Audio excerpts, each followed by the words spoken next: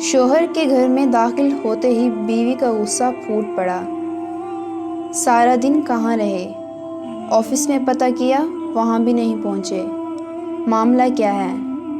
شوہر چپ رہا تو بیوی پھر بولی، بولتے کیوں نہیں؟ کہاں چلے گئے تھے؟ یہ گندا باکس اور کپڑوں کی پوٹلی کس کی اٹھا لائے ہیں؟ شوہر تھوڑی ہمت کر کے بولا، وہ میں ماں کو لانے گاؤں چلا گیا تھا۔ بیوی نے کہا، آپ ماں کو یہاں لے آئے؟ شرم نہیں آئی آپ کو؟ تمہارے بھائیوں کے پاس کیا تکلیف ہے؟ بیوی نے پاس کھڑی پھٹے پرانے کپڑوں میں ملبوس بیمار اور کمزور بوڑھی کی طرف دیکھا تک نہیں۔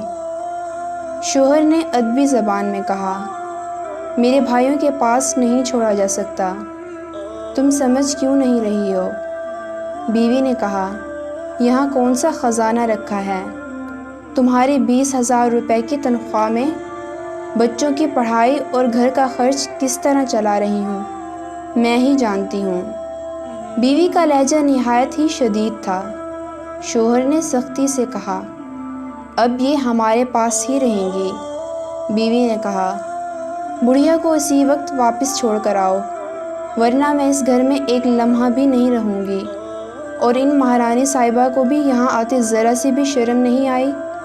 یہ کہتے ہوئے بیوی نے بوڑھی عورت کی طرف دیکھا تو پاؤں تلے زمین ہی نکل گئی۔ جھپٹتے ہوئے بیوی بولی، امی آپ؟ بڑھیا نے کہا، ہاں بیٹی، تمہارے بھائی اور بھابھی نے مجھے گھر سے نکال دیا۔ داماد جی کو فون کیا تو یہ مجھے یہاں لے آئے۔ بیوی نے مسکرا کر شوہر کی طرف دیکھا اور بولی، ڈارلنگ آپ بھی نہ بڑے وہ ہیں، پہلے کیوں نہیں بتایا کہ میری امی کو لانے گئے تھے؟ کاش ہمیں یہ بات سمجھ آ سکے کہ ماں تو ماں ہوتی ہے، کیا میری اور کیا تیری۔